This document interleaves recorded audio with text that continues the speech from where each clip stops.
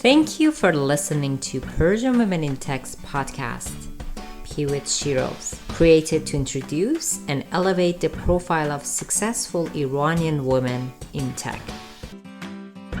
Hi, everyone. Thank you for listening to Persian Women in Tech's podcast, Pivot Shiros. As you know, we have created this program to introduce and elevate the profile of successful Iranian women in tech. Every week, we bring in incredible women who are trailblazers in technology. They're managers, they're founders, they're entrepreneurs. So all aspects of the technology ecosystem. And today I am so privileged to have a conversation with Nazli Alagheband. She is the program manager, team lead at Google. Thank you so much, Nazli, for joining us today and giving us your time. So great to have you. Thanks, Nepita June. I'm so happy to be here. I'm a big fan of Persian Women in Tech and your mission, and I'm really excited to talk to you. Wonderful. You know, for our listeners today, we would love to get your background. Obviously, you work at a cool company called Google. Most people know who you are or what the company is all about. But just tell us a little bit about yourself. How did you get to work at this company? I was looking at your bio. You have been there for over 10 years, which is not normal for a person working in tech. We usually have a taste here, a taste there, and then we hop around and start up and then come back. So you've had a great journey, and I would love for our audience or listeners who are tuning in to hear about how you ended up here and have stayed here throughout your career path for 10 years. Thanks. Yeah, that's a good question. I actually celebrated my 11th year anniversary last month. Yeah, it's been a hell of a ride. So yeah, I'm Nazli. A little bit more, further back than my career at Google. I was born in Tehran, Iran. Nice. We moved to the US, California, when I was 5 years old. So really, English was the first language I learned to read and write in. I used to take Farsi classes once a week as my second language. And once Khomeini died, my parents, Iran was kind of resetting, and it was going through this, new path. And my parents decided to, at that point, I had a younger sister, move us back to Iran so that we could be closer to family and have a support system. We were pretty, isolated here. Yeah. So I actually spent my teenage years in Iran. I got my bachelor's degree in Iran, and once I got my bachelor's degree, I had the option to move back to the U.S. And, being a woman in Iran, you didn't have as many options as you would here. So I once again moved back to the U.S. for the last time. I started off by getting my master's degree in electrical engineering. My bachelor's was in computer engineering. And I started, going down the path of figuring out what I want to do next. I hopped around doing a bunch of sysadmin jobs for a while at a few different companies. And then I ultimately started doing program management work. And I actually found that it was truly my passion. So that's where I have stayed. And, I think growing up in Iran, half my life and then spending the other half year has made me truly 50-50 Iranian American, where, I appreciate my culture, my heritage, the love of poetry and family on one side. And on the other side, growing up kind of American gave me that can-do attitude and the confidence to push myself. Wow. And then just a little bit about Google. You're right, 11 years is a long time, but this is actually my third kind of role at Google. Google is such a massive company and they do so many different things. Moving around within the company is like changing jobs. So, the first few years I was in our core peng or IT department, focusing on like internal tools. And I then moved to our cloud organization where I saw it grow from, 500 engineers to 5,000 when I left. just this insane growth that basically, broke everything that we rolled out because of the massive scale. And now I'm in Google Ads, working on the ads measurement kind of world, figuring out, how we continue to provide advertisers and consumers value as this privacy environment is shifting. So different problem spaces for sure. Yeah.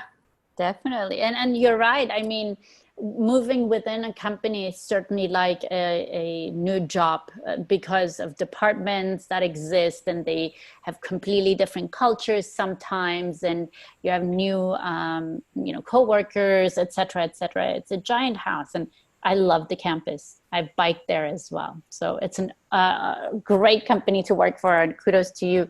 Have been there for now 11 years. Congratulations. That's a huge milestone, by the way, to say that. So a lot of people, Nazli, they and like yourself, you just talked about a little bit of how you came into your career and how long and what backgrounds that you have had, and the different career path you have taken. Most people have someone or something that has a great impact in their life that directs them to a focus or ambition or passion. What do you think, or can you tell us, what was your moment where you knew, or something happened to you, or an experience you have had that would have directed you to where you are today?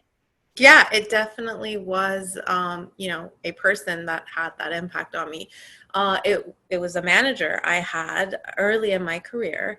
Like I said, I was doing system administration of like these large scale telephony systems where, for call center agents.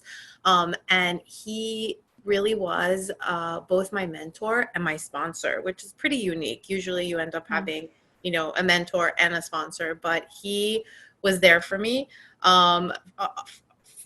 but with a mentor capacity, but also truly believed in me as his, protege, or really pushed me forward and was my ally. And he actually pushed me he saw it in me.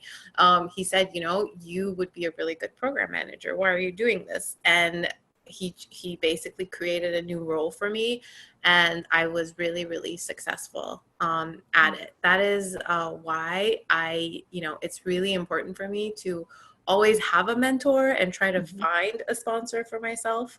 I think, you need the mentor for somebody you can go to advice and get free work therapy. And you really need the leaders who are going to champion for you. And it's my number one priority as well as a leader to do this for others.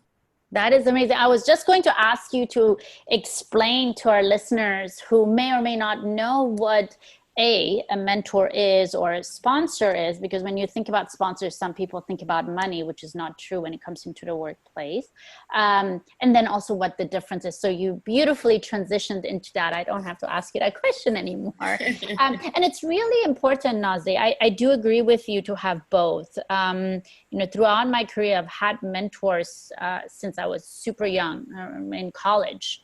And those were my professors at that point. And then throughout my year, like yourself, I, scouted them and made sure that I had people around me who go in. For you, it was work therapy. For me, it was just mindset therapy, understanding things or questioning, having a soundboard to the any type of issues or challenges that I encountered. And then the sponsors are the people that lift you up basically to get through your career path. So you incredibly, I guess you described them perfectly. So hopefully our listeners are able to also understand and acquire those. Both of them are really important to our career and personal growth. Well, there's always also not just the impacts that are in our life, but also people's challenges in our life that we overcome. Can you pinpoint one of the most challenging moments in your life, and how did you overcome that situation? Yeah. So I guess I wouldn't call it my most challenging, situation, but certainly it was a very difficult moment. And this goes back to, my earlier days at Google, when I was an IC, or individual contributor, and I went up for promotion. So the way promotion at Google works is we have this insane, rigorous performance review where you write a self-assessment, you select peers to comment on your self-assessment, your manager comments on it, and then this whole thing, gets converted into a packet, and it gets sent to a promo committee, an unbiased promo committee, who then review it and then compare it to your job, ladder and your level. And only if they really think that you're performing at the next level already, not if you're ready for it, but if you're already performing at the next level, they then promote you. And well, lo and behold, I did not get the promotion. It was really, really difficult for me. I am, type A overachiever, to the bone. And Which Persian is it? Is the question. True. And to be told, by a random set of Googlers that, nope, you're not good enough, you're not worthy. At least that's how I took it, at the moment. It was really, really hard. It really, depressed me and shocked me and put me down hard. But I eventually, gathered myself back up again and really went through and internalized the feedback that the committee had given me and the, gaps that they had identified with my packet. And they were right. I wasn't ready to be promoted. I, started working on those areas, 10 times harder than before. And it really, really made me stronger as a program manager and, and it set me up to be a leader, actually, because the very next cycle, I got my promotion and moved into a management role. So it had a really good outcome for me. That's awesome. And that's also important, what you touched base on is that not only did you not give up, you actually valued that feedback and internalized it and made sure that, in some ways, sometimes we don't agree with people, but how can we make sure that we move forward regardless, right? And I think you just touched on that. And that's really important as well, because we are sometimes stubborn, right? We believe in something, and then we don't look at the other views, and we cannot put ourselves in those shoes, and that doesn't benefit us at the end of the day. Yeah, for sure. And I think, some of it was due to the fact that I didn't have the best manager at the time, that's why it's so important for me personally to constantly give feedback to my team. I always tell them, career conversation for me is not a once a year, twice a year conversation. Every time we have a one-on-one, we're constantly looking at, ways they can improve and grow.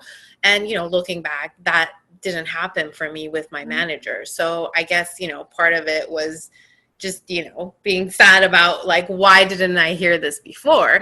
But you don't control who your manager is going to be most of the time. And you really have to be your own advocate and push for yourself. Exactly. And I think you touched a point also on managers and having a good manager versus a not experienced manager. I don't want to only say bad managers. Some are not just experienced enough to be managers, or they don't have any type of handbook to follow on. And so if they don't, it's really sad for those people they're managing, because they can't grow. And it's very important to identify that as well as a person who wants to grow. The next question I'm going to ask you, I get different answers with this. But for you, if you look back, because of the career path you have taken, again, I'm going to pinpoint this one more time, 11 years at Google. And then before that, it's so many different companies, and you have grown throughout this experience and the path that you have taken, several different positions and so forth. If you're looking back, what would you tell your younger self? And I'm not going to tell you at what age. You tell me at what age, and what would you tell yourself? Would you tell yourself anything to do differently? Or Yes, 100%. I would tell myself, oh my God, do not wait for perfection. Trust yourself and do it. You know, I saw this hilarious Kanye meme the other day. I'm not going to get political. It's just funny. Where obviously we know he is running for president, or at least he's announced it. And it was, you know, it was like addressed towards women, like, ladies, look at this guy, another dude applying for a job he's not qualified for. Apply for all the jobs. That was me, by the way. Nazli. I reshared someone else's thing on my Instagram and on my Twitter, because I like this lady, I don't even know who she is. She was saying, like, it's a perfect example how men look at any role and they say, I don't have the qualification, but why don't I just go for it? I'm sure I can do it. Right. That's their mentality. I mean, I'm not saying you should be like Kanye, right? But also I am saying I see this so much that women, they just wait for perfection. We see it in the industry. We see it in like self-promotion rates, even right now at Google. It's the year 2020. We're supposedly one of the most progressive companies there are. We still see, you know, less self-promotion rates amongst women. And that's what I would tell myself. You know, you have nothing to lose. It's like when it's like when you're negotiating for a salary. Women are always afraid of trying to negotiate higher, but nothing's going to happen. They're not going to say, we're not going to give you the job. They'll just like negotiate back down, right? Yep. But women are afraid of that rejection, of hearing no, and they just don't put themselves out there as much as they should. Totally agree. And you know, one of the things, this is statistically proven, that women look at a role and they at least want to be 100%. When I say at least, I put that on purpose, that little word, at least, because they want it to be at 100%. They have to click all of those requirements, where a male version will go at 58% to 60% of what they see as a role. That just gives you an example of how much we are perfectionists, and I'm glad that you said that. So yeah, we don't have to be perfect in everything we do. There is no possibility in being perfect. Perfect isn't just in the eye of the person that's viewing it. Everybody else might think of it differently anyway. So yes, apply to all the jobs. Yes. And you may not get an answer, or you may get a lot of yeses, but at the end of the day, trying is the best thing that you can do. I totally agree. I don't know about the presidency thing, but and everything else, career moves, please do it. Please do it. That is awesome. You know, all of us, especially right now with COVID, we're used to a different routine, right? Every day, going to work, having that breakfast, having that coffee. Maybe for you, it's already there at work. But we all have certain routines that we used to follow. You may not follow that, or you might be following that. I would love to hear, what's your morning routine? What does it look like? So, you know, even though we are living through a pandemic, I am still operating like a baby who thrives on routines. I love my routines, man.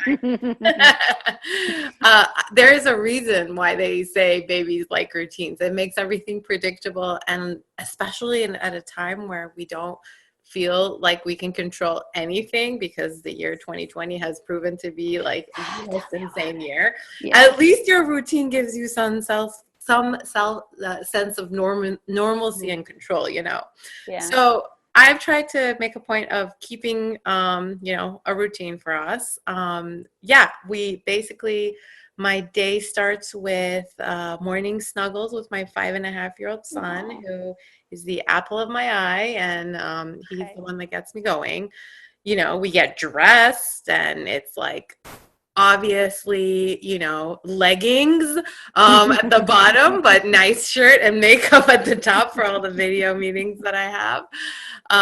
We have breakfast and, you know, do some light house cleaning, and my day usually starts around 8:30. most of my day is spent in virtual meetings. I sometimes joke around and I say like my job title should be professional meeting goer. But in all seriousness, the more senior you get, the less tangible work you do. And it's, negotiating and influencing and talking. It's a good thing. I like talking. I actually, when I was a kid, and you would have these report cards and the teacher would write a little note on them. Every single year, my report card would say, Nazli's great, but she talks a lot. I love it. So, It proved to be an asset for you. For sure. And if I could go back and tell those teachers, hey, like that is not like a nit. You should have like empowered me for that. Yes. But no. So anyways, that's the majority of my day. I basically stop working at 4:35. There is no finishing work, especially in tech, right? Yeah. I basically choose to stop working. I have really strong, work-life balance, and I have really strong boundaries. And the way I manage it is I am constantly prioritizing. My motto is if you're always working on the most important things, then if less important things are dropped or delayed, that's okay. As long as you're getting to your P0s, as we say here in tech. So yeah, I stopped working at 4:35 and I really try to lead by example and do the same thing for my team. Where I try not to send emails after hours unless I really have to. And I'm not rigid about it, because there are cases where yes, I'll work, after my son's asleep and, bang something out and be done with it. But I don't want to make a habit of it, Yeah. And then, ever since the pandemic, there are less and less fun things to do. So, but a recent fun thing that we've been doing is my son learned how to ride a bike. And so in the beginning he was learning and I was still walking and like kind of jogging after him. And then I got to a point where I couldn't, get to him anymore. So I then bought a bike, and bikes, oh my God, are so hard to buy right now. People have bought all the bikes in the world. So now we finally both have bikes and we go, biking in the afternoon, and then it's more cooking and cleaning. And I usually, watch, some show before I go to bed. I can't read a book anymore. I'm just too tired at night. If I read a book at night, I will fall asleep within like 2 minutes. I do that when I'm like fully awake on the weekends. But yeah, I watch a show and I'm in bed by 11. So that's awesome. That is day in life. So with your normal or the normal that we had before, then certainly a lot of things have changed for you. Yeah, I think the part that is toughest for me is not having that, face-to-face connection with people. I love people. I'm an extrovert all the way through and through. There's no like, half and half for me. I absolutely feed off the energy of other people, and I absolutely love talking and connecting and just, having that human interaction. And that's the part that I miss the most. Same here. That's why we would continue having all these intranet platforms to see people and connect with people. There's so many apps and all these. Thank God for technology. I know. I say that every day. Let me tell you, my parents have become so technically enabled since COVID. I can't even tell you. I want them to not call me on FaceTime anymore, but they do every day. So that's what it is. I mean, yes, we're embracing now technology more than ever. So you touched base on something that I was going to ask you next is if there is a book that has had great impact on your life, or one that you suggest to fellow listeners who are either in tech or STEM, or they want to be in management positions or anything else that you recommend. Here is a book that you should be reading. It will change your life. So books are great in general. A recent book that I I basically started reading some of her work, I think a couple of years ago. My sister introduced me to Brene Brown, and she is just amazing. The book I'm talking about is Daring Greatly. In it, she basically talks about how, being the courage to be vulnerable can transform the way you live, love, parent, and actually lead. The takeaway for me from that book, which is all about vulnerability, has been how can I be a vulnerable leader? And also, the other book that has, impacted me, even though I kind of had it before, but I think really brought the message home for me, was Radical Candor by Kim Scott. So those are kind of my two key principles, is being absolutely candid and vulnerable with my teens and the people that I'm leading. One of the quotes that is in the book, it's actually how Brene Brown got inspired for the title, it is from a Theodore Roosevelt speech that he made, I think, in 1910. I actually wrote it down, if you don't mind. Oh, yes, please. It is not the critic who counts, not the man who points out how the strong man stumbles, or where the doer of deeds could have done them better.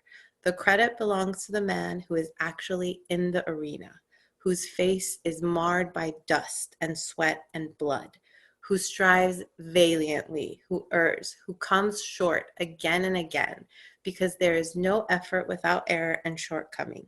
But who does actually strive to do the deeds, who knows great enthusiasms, the great devotions, who spends himself in a worthy cause, who at the best knows in the end the triumph of high achievement, and who at the worst, if he fails, at least fails while daring greatly, so that his place shall never be with those cold and timid souls who neither know victory nor defeat. Wow. Yeah, That gives me chills because of just thinking about that. It's really powerful. It's like being all in, and it's an amazing book. She has a newer book called Dare to Lead. I actually haven't read that one yet, but I know that one is also referenced, and the critics are raving about it for leaders who are looking for, inspiration. Yeah. And then I also like, just in general, the culture of reading books. I think we are living in different times. I grew up my teenage years in Iran, and my friend and I were talking about this the other day. Our summers were basically chilling with a really good book. Yeah. I have such fond memories of just, the smell of the water cooler with the dirt and the summer fruits and an amazing book, all throughout my teenage years. And it kind of makes me sad a little that doesn't exist anymore, but I'm glad I was able to experience it. Absolutely. I think so too. I think, the new time is certainly different. Even books are not feeling like books. Yeah. We have now devices that read the books for us. Right. if you're that late, I still like the feel of that smell of that book, the paper. I don't know. It's just certainly, it makes me feel cozy. Yeah. Books that have the paper feel to it as well, and binding and all of that. For sure. That's great. So you still are into the books. I'm glad to hear. So just not going to sleep. You're going to have them during the day on weekends. That's good. We know where we will find you. Yeah.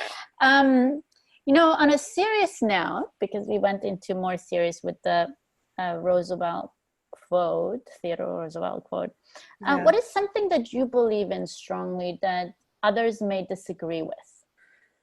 Yeah, that's a tough one. I don't know if I like philosophically. I mean, I don't know if I want to answer this philosophically. I think at work, as a program manager, you are kind of tasked with moving forward the project, no matter the circumstance, right? Your allegiance, I always say your allegiance is to the project and the timeline, right? And because of that, you actually have to influence and change minds and negotiate a lot. As you get into more senior roles, I think that it becomes almost like half your job is changing people's minds, and doing it in a way where you bring them on board with you. You shift them from having one goal to another goal. um, I don't have a specific example of I believed in, foo, and I changed another person's mind to also believe in foo. But I basically do this every day. It's essentially influencing without authority, and playing a very smart political game, you know. And that's an art by itself, I would say. Not everyone can do that. 100% it is. It is. There is an art of, maneuvering mindsets, I will call it. Absolutely. It takes practice. Nazli, you have had it for a while. I see. Especially in bigger, larger companies, it's so much more essential to have those type of talents. The best way to do it is to do it in a way where, the other person thinks it's their idea. That's like my favorite. I get that a lot. Not just in the workplace, trust me. I get it in other places to tell me that too. Do it this way. It just works better. A fun question for you. If you could do anything today at this moment and you could achieve it, anything you want, and there would be no failure, what would that be? I am actually probably not as fun as you think I am, because my answer is not going to be a fun one. I've always been, like the eternal optimist. I'm always a glass half full kind of gal. And I'm absolutely content on where I am today. I feel career-wise, I've been able to grow as an individual and a leader, and I'm on the right path to accomplish more. What really drives and motivates me these days is helping my team and my mentees grow and push themselves, and, talk to people like you where I can have an impact on the community, and what is larger than myself, right? So my answer would be, I don't want to do anything different. I think this is great. You're perfectly where you want to be. Yes. That's great. I mean, that's also great. I think not everybody can say that, which is also hard for a lot of people because they're not content or happy where they are. Kudos to you. Thank you. That's great. What do you want to leave behind on this planet? Oh my God. Legacy, huh? So I don't know if you saw, but Hamilton came out on Disney Plus last weekend. And I had never seen the show. I've never seen the play.